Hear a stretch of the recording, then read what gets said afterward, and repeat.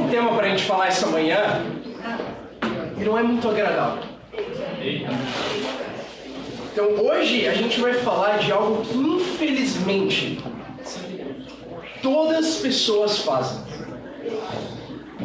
Todas. Independentemente do seu caráter, da sua criação e dos seus valores ainda. Jovens ou velhos, pobres ou ricos, homens ou mulheres. Hoje a gente vai falar dessa palavra que começa com um P e que afeta a vida de todos nós. Todos nós. Você já sabe do que eu estou falando, né? Hoje a gente vai falar sobre provas. Porque as provas afetam a vida de todos nós, não é? Infelizmente é algo que a gente tem que fazer. E é justamente sobre o que a gente vai falar, porque a gente está no fim do semestre. Mas não importa, se você não está mais na faculdade, você vai ter que fazer a prova da autoescola um dia. Não importa se você já passou na prova da autoescola, um dia você vai ter alguma prova para fazer. Mais cedo ou mais tarde esse dia vai chegar. Mas a gente não vai falar de qualquer prova. Não são dessas provas que eu estou falando. A gente vai falar das 3 provas mais importantes da sua vida.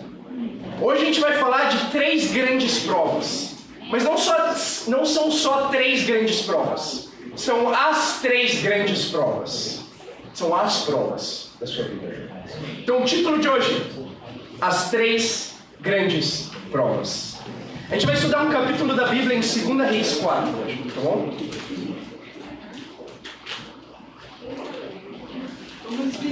Vamos lá. Boa, Miri.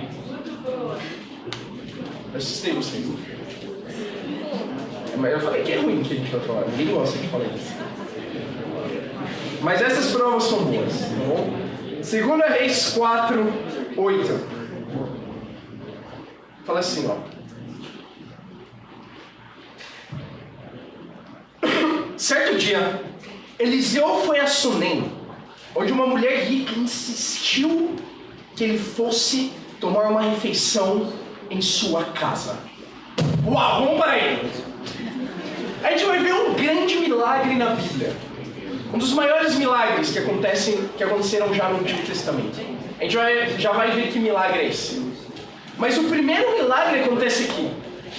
A Bíblia diz que existia uma mulher rica em Sunem. E olha isso, ela insistiu que Eliseu fosse comer na casa dela. Então, insistir para alguém comer na sua casa é algo perigoso. Porque olha o que acontece. Depois disso, sempre que passava por ali, ele parava para uma refeição. Por isso eu não insisto para as pessoas comerem na minha casa. Porque pode acontecer isso. Então cuidado, não insiste demais para alguém comer na sua casa. Principalmente com o Luca. Com ele nem precisa insistir muito. Ele já vai lá mesmo sem você insistir.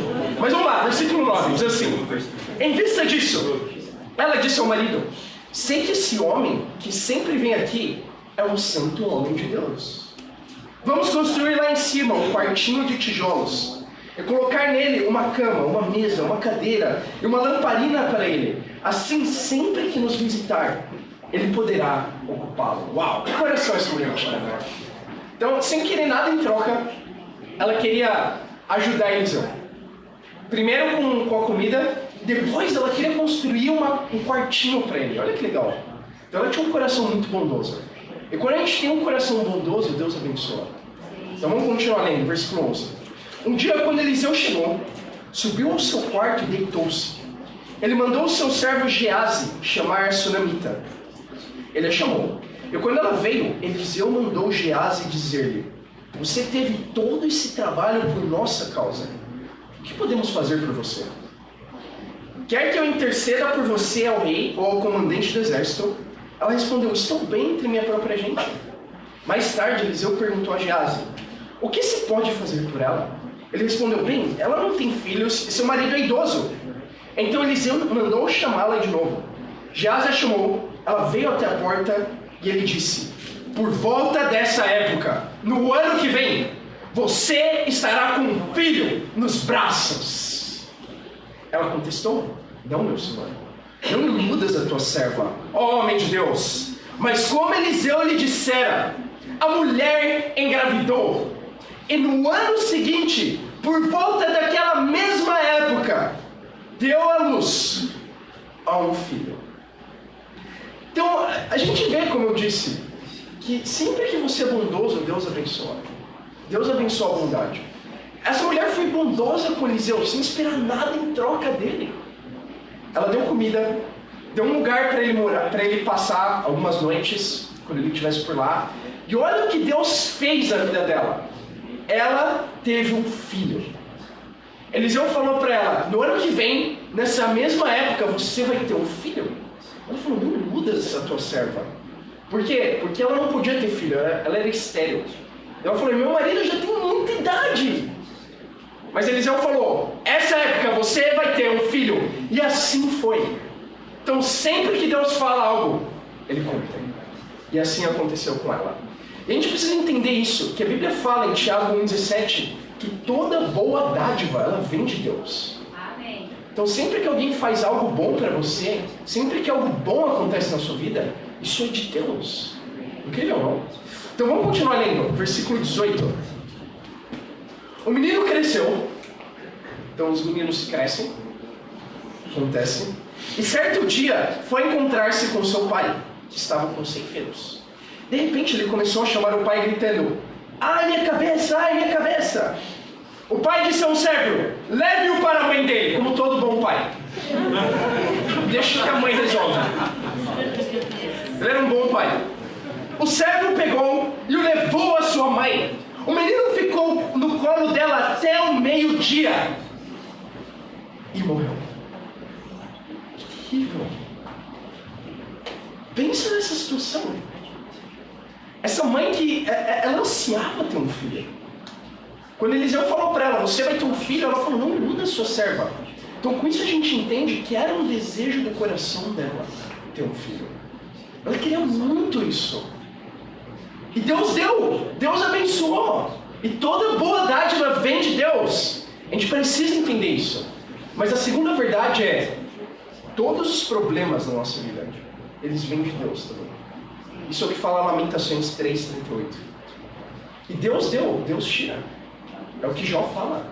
Então Deus deu um filho, mas aqui Deus tirou o filho dela. O filho dela morreu. Imagina a prova que essa mulher teve que passar aqui. Imagina ter uma prova parecida com a dela. Eu não consigo imaginar o que é isso. Eu imagino que é muito mais difícil para um pai perder um filho do que, inclusive, para um filho perder um pai. Imagina a dor dessa mulher. Perder o único filho dela. Foi uma grande prova. Mas vamos ver a reação dela frente a isso. Versículo 21. Ela subiu ao quarto do homem de Deus, deitou o menino na cama, saiu e fechou a porta. Ela chamou o marido e disse: preciso de um servo e de uma jumenta para ir falar com o homem de Deus. Vou e volto logo. Mas ele perguntou: mas por que hoje? Não é lua nova nem sábado. Ela respondeu: não se preocupe. Ela mandou selar a jumenta e disse ao servo: vamos rápido, só pare quando eu mandar. Assim ela partiu para encontrar-se com o homem de Deus no Monte Carmelo. Quando ele a viu à distância, disse ao seu servo Geazi: olhe, é a sunamita. Corra ao seu encontro e pergunte a ela: está tudo bem com você? Tudo bem com o seu marido e com o seu filho? Ela respondeu a Geazi: está tudo bem. Ao encontrar um homem de Deus no monte, ela se abraçou aos seus pés. Geazi veio afastá-la, mas o homem de Deus lhe disse: deixa em paz. Ela está muito angustiada, mas o Senhor nada me revelou. Escondeu de mim a razão de sua angústia. E disse à mulher: acaso eu te pedi um filho, meu Senhor? Não te disse para não me dar falsas esperanças? Então Eliseu disse a Geazi: põe a capa por dentro do cinto, pegue o meu cajado e corra. Se você encontrar alguém, não o cumprimente. E se alguém o cumprimentar, não responda. Quando lá chegar, põe o meu cajado sobre o rosto do menino. Mas a mãe do menino disse: juro pelo nome do Senhor, e por tua vida, se ficares, não irei. Então ele foi com ela. Geazi chegou primeiro e pôs o cajado sobre o rosto do menino, mas ele não falou nem reagiu. Então Geazi voltou para encontrar-se com Eliseu e lhe disse: o menino não voltou a si. Então, mais uma vez aqui, a gente vê a angústia dessa mãe. A gente vê o desespero dela. E ela vai atrás do único homem que talvez poderia ajudar ela nessa situação tão difícil na vida dela, que era Eliseu. O mesmo homem que falou que ela ia ficar grávida, que fez um milagre, talvez esse homem ia poder ajudar ela aqui. E ela corre até Eliseu.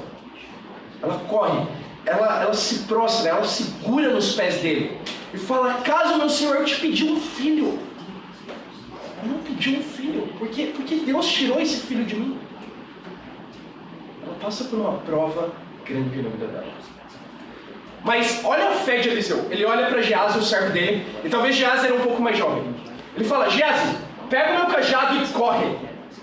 Não fala com ninguém no caminho. Não para com ninguém. Vai lá e põe o meu cajado sobre o rosto dele. Então, não é que o cajado era milagroso. O cajado era um símbolo do poder de Eliseu. E o que ele está dizendo para Geazi é: vai, você tem o meu poder.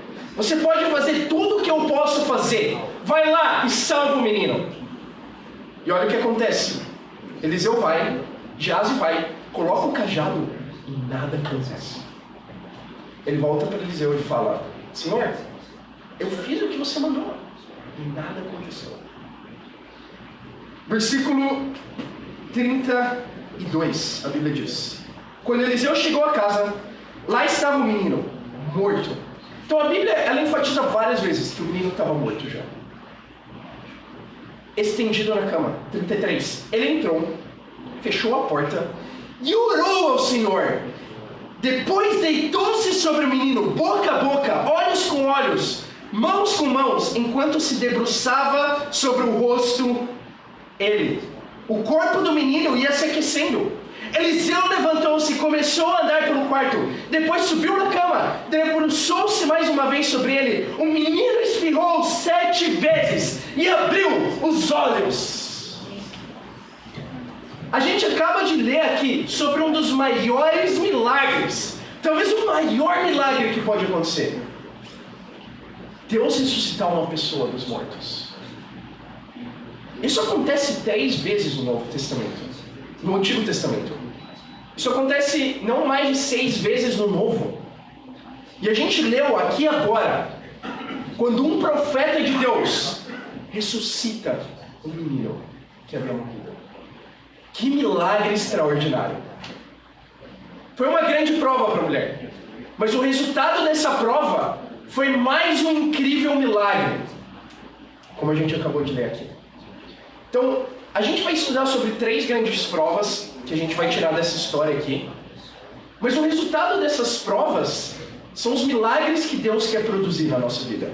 E quais são esses milagres? É o milagre moderno. O milagre moderno é ver uma pessoa sendo salva. É ver alguém se arrepender dos pecados. É ver alguém mudar a sua vida frente à Bíblia. E ajudar outras pessoas a mudarem também. Esse é o milagre moderno. Então isso é ainda mais extraordinário do que alguém ressuscitar. E a gente vai entender por meio dessas 3 provas como esse milagre pode acontecer hoje. Então, primeira prova, versículo 36. Vamos continuar e terminar a história aqui. Eliseu chamou Geazi e o mandou chamar Sunamita. E ele obedeceu. Quando ela chegou, Eliseu disse: pegue seu filho. Ela entrou, prostrou-se aos seus pés, curvando-se até o chão. Então pegou o filho e saiu. Então, no final da história, aqui no versículo 36, a Bíblia deixa claro o que a gente pode ver ao longo de toda a história, que é o caráter de Geazi. Geazi, sem dúvida, era um homem obediente.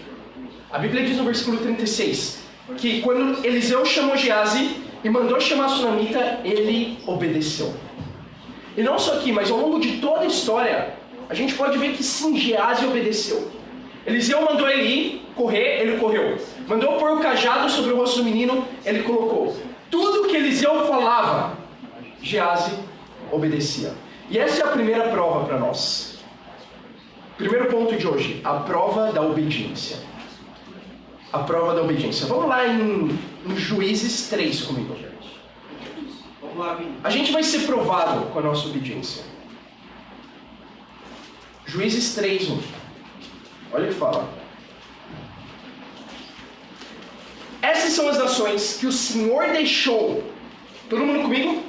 Sim. Estão comigo, família? Sim. Vamos lá. Juízes 3, 1. São essas as nações que o Senhor deixou para pôr à prova todos os israelitas que não tinham visto nenhuma das guerras de Canaã.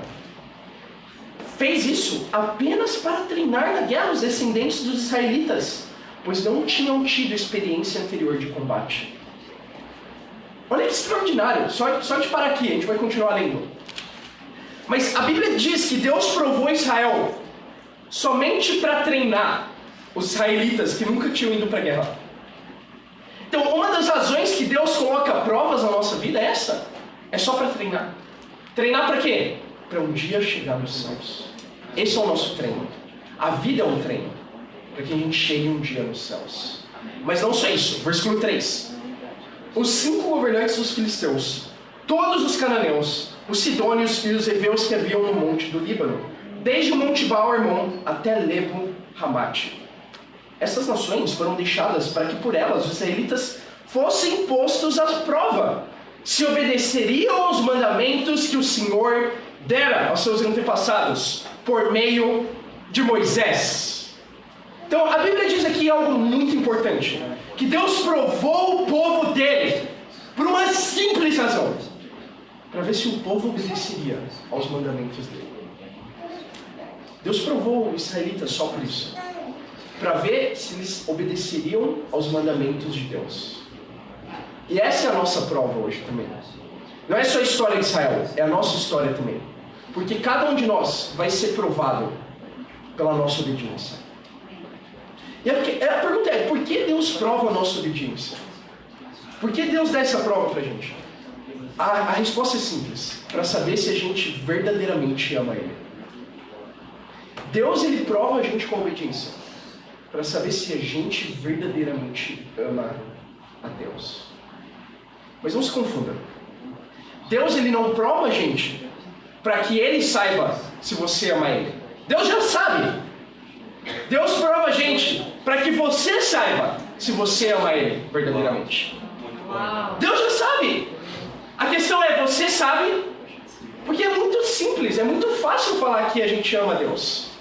Talvez é uma das coisas que a gente mais ouve hoje em dia. Mas a pergunta é, o que é amar a Deus?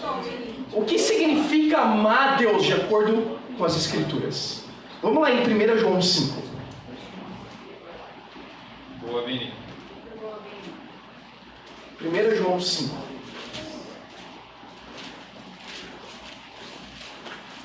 Então uma boa pergunta, não é? Como saber se hoje você ama a Deus?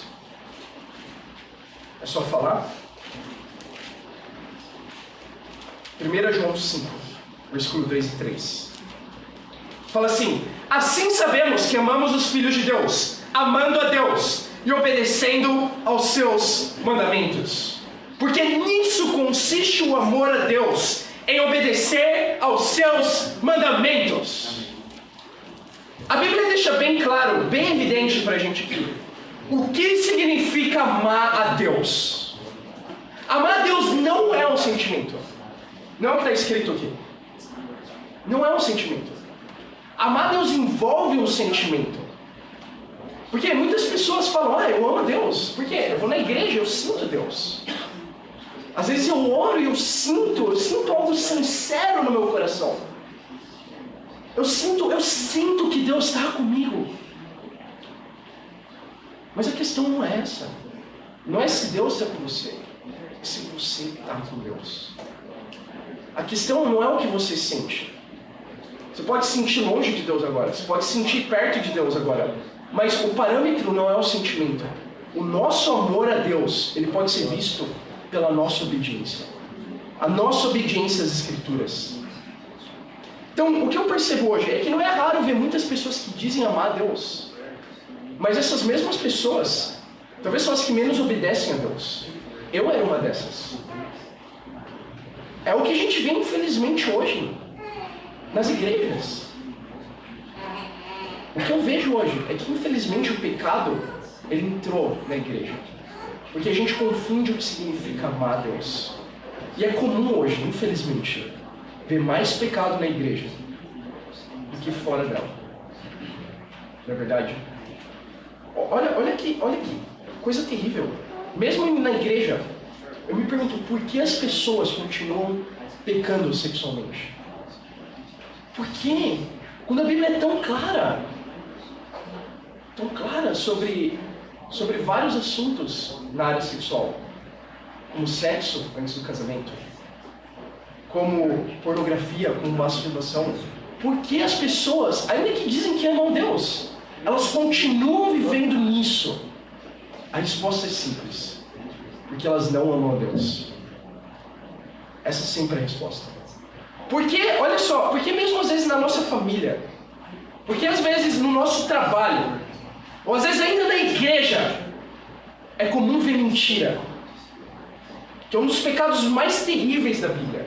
Que a Bíblia diz que é o idioma de Satanás. Que a Bíblia diz que é um pecado que vai levar para o inferno. Todos os mentirosos. Por quê? Porque as pessoas mentem. Porque elas não amam a Deus. Essa é a resposta. E para nós discípulos, eu penso na área das ofertas. Essa tem sido uma das áreas que mais tem me deixado indignado aqui na Família Oeste. É comum. E de novo, eu não cuido dessa área, eu não quero cuidar. Mas os irmãos que cuidam, eles me ajudam a entender qual a necessidade da região a respeito das ofertas. E o que tem sido muito comum é ver pelo menos a cada mês metade da região sem ofertar. Metade. Imagina se metade da região estivesse sendo imoral agora mesmo. Você ia ficar ok com isso? Agora, metade da região sem ofertar um centavo a Deus, R$1 a Deus. E de novo, não é para mim. É para Deus. Você acha que isso é amar a Deus? Amar a Deus é obedecer a Deus. E a Bíblia diz, seus mandamentos não são pesados. A gente precisa ser fiel em cada área da nossa vida como discípulos. Cada área. Se a Bíblia fala para ofertar, a gente oferta. Porque é para Deus. Se a Bíblia fala para ser puro, a gente é puro. E a gente se arrepende e corta o pecado na nossa vida. Se a Bíblia fala para falar a verdade, a gente fala a verdade. Se a Bíblia fala para perdoar, a gente perdoa. Porque essa é a prova da obediência. Essa é a prova do quanto você ama a Deus. E não importa o que você sente. Não importa se você fala que você ama a Deus. Amar a Deus é obedecer os seus mandamentos. Vocês estão comigo, família? O incrível é ver que a gente tem exemplos aqui hoje para imitar. A gente sim tem exemplos. Um desses exemplos que eu queria levantar, de um homem que ama muito a Deus, é o Reinaldo. É o Reinaldo. Eu vejo no Reinaldo, e não só eu, mas com certeza as pessoas que estão perto dele, um homem que tem sido muito provado recentemente. Muito provado. Então, desde que ele se restaurou e voltou para Deus, coisas extraordinárias aconteceram na vida dele. Como o batismo do filho dele, o Arthur. Amém. Então a gente presenciou isso aqui na região oeste. Mas recentemente, ele tem sido muito provado.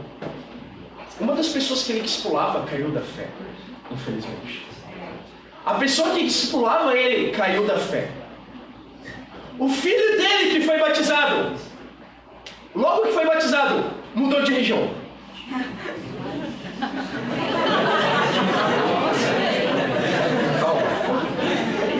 Tá fiel.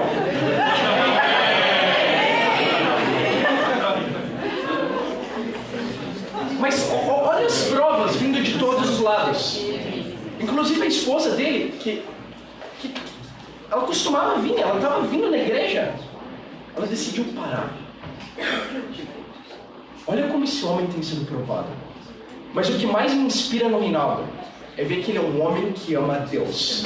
Ele vai obedecer a Bíblia, não importa o que aconteça na vida dele. Não importa as circunstâncias. Ele vai permanecer fiel, porque ele ama a Deus verdadeiramente. Ele ama a Deus. E ainda que pessoas que sim, ele ama muito, elas decidam deixar Deus. A fé do Reinaldo não está em homens, está em Deus.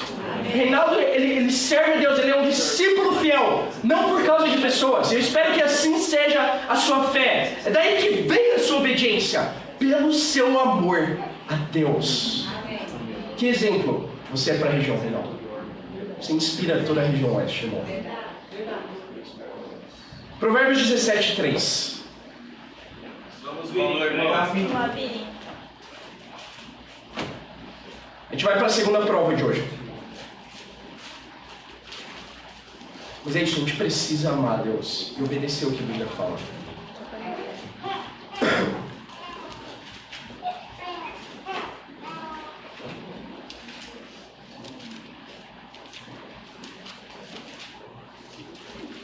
E se você está visitando a gente hoje, e você acha que ama a Deus, ótimo, estuda a Bíblia.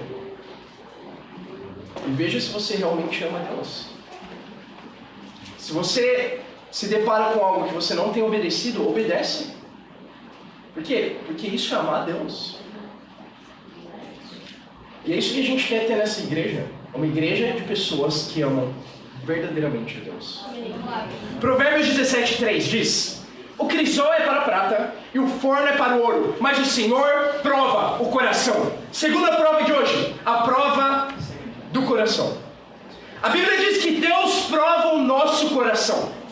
Assim como o ouro é provado, assim como a prata é provada, para quê? Para ser mais puro ainda, o coração de um servo e de uma serva de Deus vai ser provado. Por quê? Para ser mais puro ainda. O nosso exemplo aqui agora é Geazi. Vamos voltar lá em 2 Reis 4, na nossa história. Bom?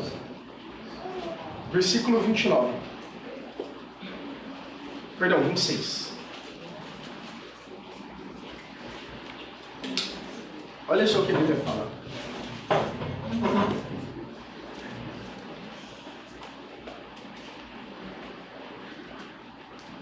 Vamos reler essa parte. Vamos começar do 25, na verdade. Fala assim: assim ele partiu para encontrar-se com um homem de Deus no Monte Carmelo. Quando ele a viu à distância, disse a seu servo Geazi: olhe, é a sunamita. Corra ao seu encontro e pergunte a ela: está tudo bem com você? Tudo bem com seu marido e com seu filho? Ela respondeu a Geazi: está tudo bem.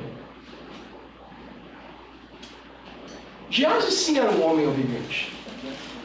Eliseu mandou ele correr até ela e ele correu.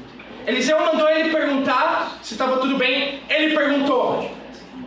Mas olha só, quando a mulher viu que era Geazi perguntando, ela falou: tudo bem. E depois, só com Eliseu, que ela pede ajuda. Então, o que a gente vê nessa história, além da obediência de Geazi, é o coração dele. Então, Deus prova o nosso coração para isso. Para saber se a gente vai parar na obediência só. Ou se a gente quer ir além. Para ajudar uma pessoa, como Eliseu ajudou essa mulher, só obediência não é o suficiente. Só obedecendo, você não vai ser capaz de ajudar alguém. E é aí que muitos de nós param. Sim, a gente é obediente. Sim, a gente evangeliza. Sim, a gente estuda a Bíblia com as pessoas. A gente quer ajudar as pessoas. Mas a gente faz um pouco como um robô. A gente faz o que tem que fazer e nada mais. Esse era Geazi. E a pergunta é: as pessoas, elas procuram você para ser aberto com as dificuldades delas? Porque essa é uma das formas de ver o seu próprio coração. Se você é uma pessoa que outras pessoas procuram para pedir ajuda, para ser aberto profundamente, talvez você é mais como Eliseu. Se não, talvez você é mais como Geazi. Olha só, versículo 29. Então Eliseu disse a Geazi: põe a capa por dentro do cinto, pegue o meu cajado e corra. Se você encontrar alguém, não o cumprimente. Se ele o cumprimentar, não responda. Quando lá chegar, põe o meu cajado sobre o rosto do menino. Mas a mãe do menino disse: juro pelo nome do Senhor, por tua vida, que se ficares, não irei. Então olha só, a mulher conhecia o coração de Geazi. E sabia que ele não ia ter o coração para ajudar o filho dela. E por isso ela suplica que Eliseu fosse com ela. Não só Geazi. Então olha só, ela conseguia ver o coração dele. Versículo 31, a Bíblia diz: Geazi chegou primeiro e pôs o cajado sobre o rosto do menino, mas ele não falou nem reagiu. Então Geazi voltou para encontrar-se com Eliseu. Ele disse: o menino não voltou assim. De novo, Geazi fez o que tinha que ser feito. Ele foi lá, correu, colocou o cajado. Olha, sinto muito, Eliseu, não funcionou. Sinto muito, Sunamita, seu filho continua morto. Ele tinha a obediência, mas ele não tinha o coração. E por isso ele não conseguiu produzir nenhum milagre. E a mesma coisa. Talvez se você não tem dado fruto espiritualmente, se você não tem conseguido ver esses milagres, ver pessoas mudando para Deus, é porque o seu coração é mais como o de Geazi, não como o de Eliseu. Se você não tem sido frutífero esse ano, talvez o problema não é com a sua obediência, talvez é. Porque Deus não abençoa o pecado. Mas ainda que você se arrepende, ainda que você é fiel, ainda que você evangeliza, se você não dá todo o seu coração, os milagres não acontecem. Mas olha o coração de Eliseu. Olha que coração incrível. Esse é o coração que a gente tem que imitar. 32. Quando Eliseu chegou a casa, lá estava o menino morto. Ele entrou, fechou a porta e orou ao Senhor. Depois deitou-se sobre o menino, boca a boca, olhos com olhos, mãos com mãos. Enquanto se debruçava sobre ele, o corpo do menino ia se aquecendo. Eliseu levantou-se e começou a andar pelo quarto. Depois subiu da cama, debruçou-se mais uma vez na cama dele. O menino espirrou 7 vezes e abriu os olhos. Olha o coração de Eliseu. Eliseu fez tudo o que ele podia. E Deus abençoou o coração dele. Deus ressuscitou o menino. Mas ele teve que orar a Deus. Ele orou: Deus, por favor, salve esse menino. Ele ficou em pé na cama. Ele se debruçou sobre ele. Orou de novo. Se debruçou de novo. Ele perseverou até que Deus fez o milagre. A pergunta é: você é mais como Eliseu? Ou você é mais como Geazi? Com qual dos dois o seu coração se parece mais? Lembra, só obediência não vai permitir que você ajude alguém. E esse é o nosso alvo como discípulos, não é? Não é o que a gente quer. A gente não quer ser frutífero. A gente não quer ajudar pessoas a estarem perto de Deus. Esse não é o nosso propósito. Então a gente precisa ter esse coração também. Quando uma pessoa estuda a Bíblia é difícil. Por quê? Pelo nosso primeiro ponto, porque a maioria das pessoas não amam a Deus verdadeiramente. E a gente precisa ensinar o que significa amar a Deus. Como amar a Deus. Como obedecer às Escrituras. E esse processo é quase como ressuscitar um morto, às vezes. É quase como ressuscitar esse menino. E a gente precisa orar a Deus. A gente precisa, eu não sei, se debruçar na pessoa, se for preciso. A gente precisa se debruçar no segmento. Se debruçar nas mensagens, na oração, no jejum. A gente precisa amar a vida das pessoas, para que elas entendam o que significa amar a Deus. A gente precisa entender isso. A gente só vai conseguir ajudar alguém se a gente estiver disposto a fazer o máximo por ela. Fazer qualquer coisa por ela. Atravessar São Paulo, se for preciso. Atravessar, não sei, outras cidades, se for preciso. Fazer qualquer coisa. Porque é desse amor que o mundo precisa, é desse coração. Entenda isso. Somente com um coração como Eliseu a gente vai passar por essa prova. E é possível passar. Eu queria levantar o irmão que ele não está aqui hoje. Ele não está aqui por eu não diria uma boa razão, mas por uma razão necessária. É o Gustavo Piai. Mas ele está vendo a gente por ali, tá bom? Então eu mandei mensagem para ele. Ele veio pelo live stream. Ele ficou com conjuntivite hoje. Então, eu não sei, eu tô bem tranquilo, não tô a fim de pegar. Eu falei, fica em casa, pergunta pela internet e a gente vai orar por você, tá bom? A gente te ama. Mas fica em casa, tá bom? Mas esse irmão foi um dos discípulos que eu pude ver, que foi de um coração de Geazi para um coração de Eliseu. Era um cara que raramente vinha no culto, às vezes. Eu gostava, ele tinha muitas dificuldades como jovem discípulo. de entender a importância de estar como família de Deus, de poder ajudar outras pessoas, de poder entender que Deus é prioridade. Ainda como discípulo foi difícil para ele, mas com a perseverança, com o amor de outros Eliseus na vida dele, como Machola, o Gustavo mudou. Ele mudou muito, olha isso. Agora ele é o nosso diretor do Mercy, junto com a Lia. E todo o evento do Mercy, que vai ter semana que vem, eles prepararam junto com a ajuda de outros irmãos. O Gustavo, ele levantou o Mercy. Não que não estivesse sendo incrível, mas com o Gustavo, o Mercy chegou em outro nível. Então a gente conseguiu computadores para dar aula de informática para as pessoas, para as crianças. A gente conseguiu tornar o Mercy algo que lota. Antes era difícil ter um mínimo de discípulos. Agora o Mercy, ele está cheio. Se você quiser ir lá, você vai ter que brigar com alguém, provavelmente. Mas é um problema bom, não é?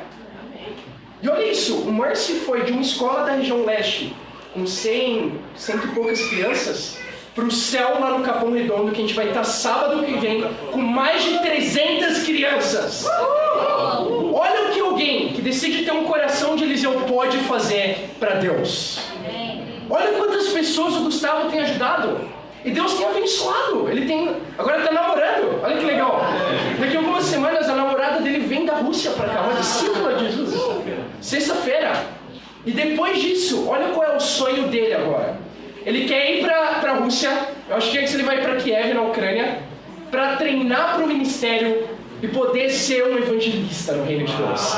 Olha que incrível, irmãos. Olha que coração para Deus. E esse é o coração que a gente precisa ter. Ele vai deixar tudo. Família, carreira, trabalho, para ir lá para a Rússia. Para poder trabalhar para Deus. Olha como o Gustavo mudou. E se o Gustavo mudou, é verdade, pode perguntar para ele. Qualquer um pode mudar. Qualquer um pode ter um coração de Eliseu. Não é um talento, não é algo que você nasce com. Um coração para Deus é algo que você decide ter. Mas daqui a um mês o Gustavo vai embora e a pergunta é: quem vai se levantar pelo Mercy? Quem vai se levantar para levar o Mercy ainda para outro nível agora? A gente não precisa de um clone do Gustavo. A gente precisa de alguém com o mesmo coração que ele. Daqui a algumas semanas, a gente vai ver o Luca e a Sofia deixando a igreja em São Paulo para passar um tempo lá em Kiev, na Ucrânia, e depois treinar lá em Londres, para implantar a igreja em Roma. Olha que incrível! Mas a pergunta é: quem vai se levantar pelo culto inglês? Para ter o mesmo coração? Para ajudar as pessoas que querem buscar inglês, aperfeiçoar inglês, a também buscar Deus? Quem vai se levantar no lugar deles? Tem um irmão que tem sonhado para ir para Campinas, esse irmão é o Douglas. E olha só, ele mandou um e-mail bem perigoso essa semana, falando pro chefe dele: mas e aí, eu consigo ir para Campinas ou não? Você sabe, né? Ele falou: pior que pode acontecer é eu ser demitido. Mas olha como ele tem sonhado em ir para Campinas. E eu creio que Deus vai abençoar a fé dele. E não só a fé, mas o coração principalmente. Mas a pergunta é: quem vai se levantar para liderar um bate-papo? Para ter o mesmo coração que o Douglas? Quem vai se levantar para ter o mesmo coração e ir para Campinas também? Para ser um missionário lá. A gente precisa de homens e mulheres com esse coração. Um coração de Eliseu. Porque é tendo esse coração que Deus abençoa que a região oeste vai ser muito frutífera. Terceira e última prova. 2 Reis 4:14. Vocês estão comigo, família? Sim.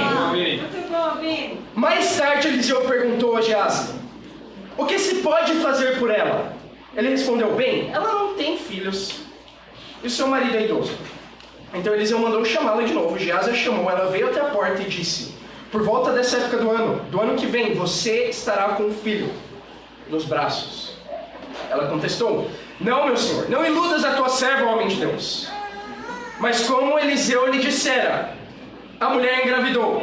E no ano seguinte, por volta daquela mesma época, deu à luz a um filho. 2 Reis 4:22. A Bíblia diz: ela chamou o marido e disse: preciso de um servo e uma jumenta para falar com um homem de Deus. Vou e volto logo. Então, a gente pode contrastar duas situações aqui. A primeira delas, quando a mulher fica sabendo que ela ia ter um filho. Isso era algo impossível, porque ela era estéril e o marido tinha uma idade avançada já. Depois ela tem um filho, e o filho morre. E o que acontece? Logo que o filho morre, olha a atitude dela. Ela coloca o filho no quarto de Eliseu e corre chamar ele. Essa mulher, ela não estava se preparando para o funeral do filho. Ainda que talvez ela não tinha toda a fé, ela estava se preparando para um milagre. Ela não desistiu do filho dela. Ela acreditou em Eliseu. E depois ela correu para chamar ele. Então, em nenhum momento ela aceitou que o filho dela ia estar morto. Ela foi até Eliseu e acreditou que ele podia fazer um milagre. Por quê? Porque não ele, mas Deus podia fazer um milagre. E olha que interessante. Essa mulher, a Bíblia fala no começo, ela era super rica. Mas nada que ela fizesse por meio do dinheiro ia poder dar um filho para ela. Nada. Olha só, ela teve um filho e o filho dela morreu. E nada que ela fizesse ia poder ressuscitar o filho dela. Mas foi exatamente o que Deus fez. Mesmo que nada que ela pudesse fazer pudesse dar um filho, ela teve um filho. Mesmo que nada que ela pudesse fazer pudesse ressuscitar o filho dela, Deus ressuscitou o filho. Então, o que a gente tem que entender? Nada, não existe nada que Deus não possa fazer. Amém. Eu falei que é época de fim de prova, de fim de ano, fim de semestre. Época de provas. Qual é a equação mais importante para você hoje? Para todos nós. Nada mais Deus é igual a um milagre. Nada mais Deus é igual a um milagre. Deus não precisa de nada para fazer um milagre. Nada. Nada que ela pudesse fazer ia dar um filho. Nada que ela pudesse fazer ia ressuscitar o filho. Mas Deus fez mesmo assim. Não te inspira isso? Nada mais Deus é igual a um milagre. Ainda que durante esse semestre talvez você batalhou, deu um coração e não aconteceu nada no seu bate-papo. Nada. Ninguém foi frutífero. Vamos imaginar isso. Ou você pessoalmente deu todo o coração, ajudou as pessoas, mas nada aconteceu. Nada, mas Deus é igual um milagre. Você tem tudo o que você precisa hoje para Deus fazer um milagre. Mesmo que o seu tudo hoje seja nada. E a terceira e última prova é a prova da fé. É a prova da fé. Olha isso. 1 Pedro 1, 6 ao 9. Fala assim.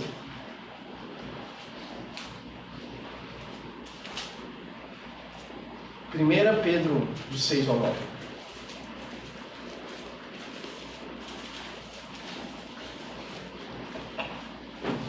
Nisso vocês exultam, ainda que agora, por um pouco de tempo, devam ser entristecidos por todo tipo de provação. Assim acontece para que fique comprovado que a fé que vocês têm é muito mais valiosa do que o ouro, que perece, mesmo que é refinado pelo fogo, é genuína, e resultará em louvor, glória e honra quando Jesus Cristo for revelado. Mesmo não tendo visto, vocês o amam. E apesar de não verem agora, creem nele e exultam com alegria indizível e gloriosa, pois vocês estão alcançando o alvo da sua fé, a salvação das suas almas. Que escritura extraordinária, família! Aqui Pedro diz que as provações da nossa vida, elas servem para refinar a nossa fé, para que a gente seja salvo. E a carta de Pedro foi escrita no ano 64 depois de Cristo. Era durante o reinado de Nero. Nero era o imperador de Roma, que queimou cristãos vivos. Quando ele está falando de provações aqui, ele não está falando das suas provas finais do semestre. Ele não está falando, talvez, de uma dificuldade na sua casa. Ele está falando de ser morto como cristão. Ser perseguido, talvez ser queimado vivo. Essas são as provações que Pedro está falando.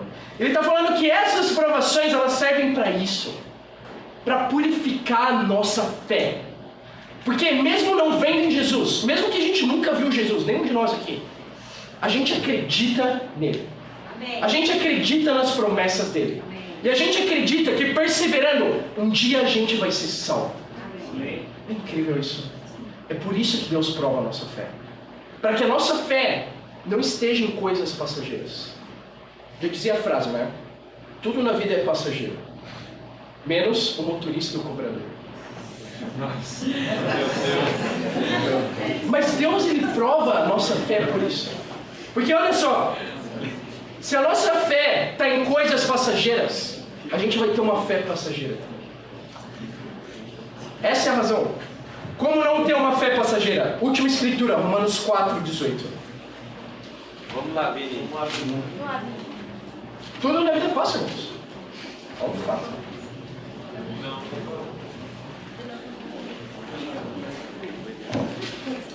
Nossa. Romanos 4:18. Fala assim: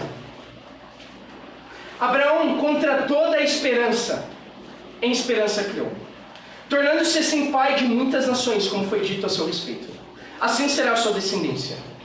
Sem se enfraquecer na fé, olha isso, sem se enfraquecer na fé, reconheceu que o seu corpo já estava sem vitalidade, pois já contava cerca de 100 anos de idade. 100 anos. E que também o ventre de Sara já estava sem vigor. Lembra alguém que a gente estudou hoje? Acho que sim, não é?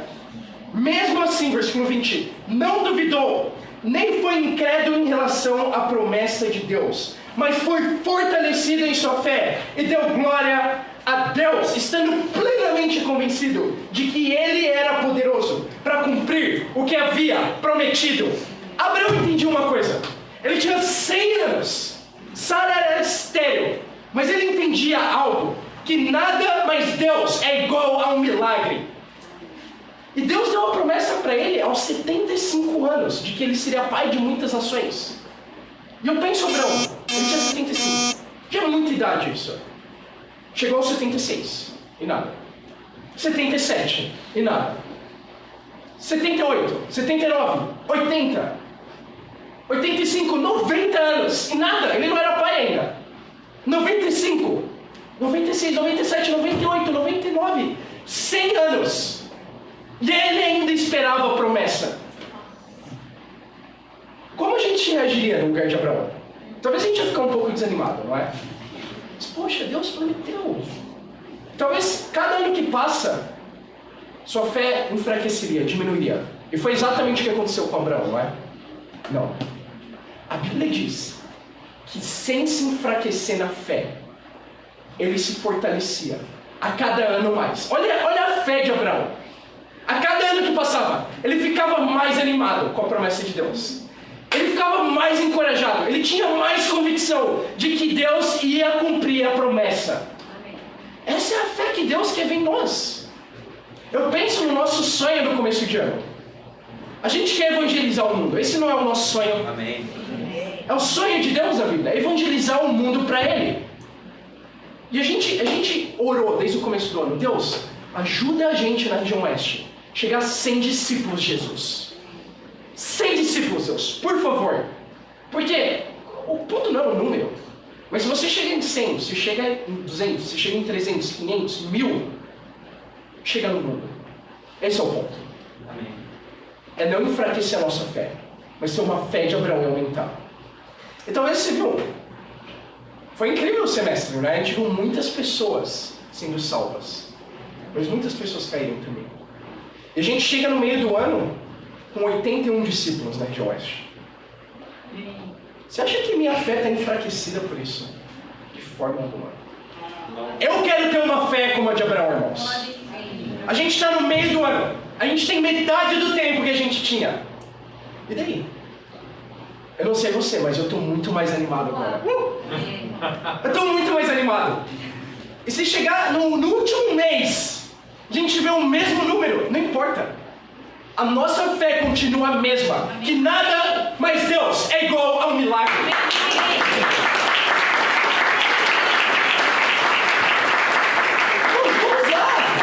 Vamos lá.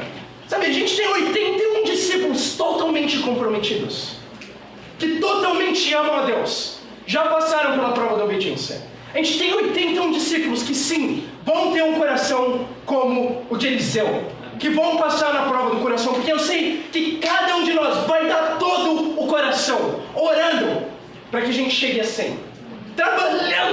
alguém chegue assim, se sacrificando, se matando, por quê? Porque vale a pena por uma alma que Deus salva. Porque essa é a prova da nossa fé também, não só da minha, mas da nossa. A prova de que a gente precisa ter uma fé como a de Abraão. Uma fé de que, ainda que o tempo passa e não muitas coisas aconteçam, a gente vai crescer no segundo semestre. A gente vai avançar o reino de Deus. A gente vai, por quê? Porque é Deus quem fez a promessa. Vamos lá, irmãos, vamos lá. Suas 5 orações impossíveis. Eu espero que você não tenha parado de orar por elas. Talvez elas pareçam ainda mais impossíveis agora no meio do ano. Mas é exatamente isso que Deus quer. Que você tenha essa fé de Abraão. A fé de que quando parece impossível, lembre disso. Nada, mas Deus é igual a um milagre. Eu queria terminar com Tiago 1,12 que diz: feliz é o homem que persevera na provação, porque depois de aprovado, receberá a coroa da vida, que Deus prometeu aos que o amam. Então, se nós vamos ser provados como discípulos, cada pessoa vai ser provada na sua obediência, no seu coração e na sua fé. Mas por que nós somos provados? A resposta é: nós somos provados para sermos aprovados por Deus. E para Ele seja glória. Amém.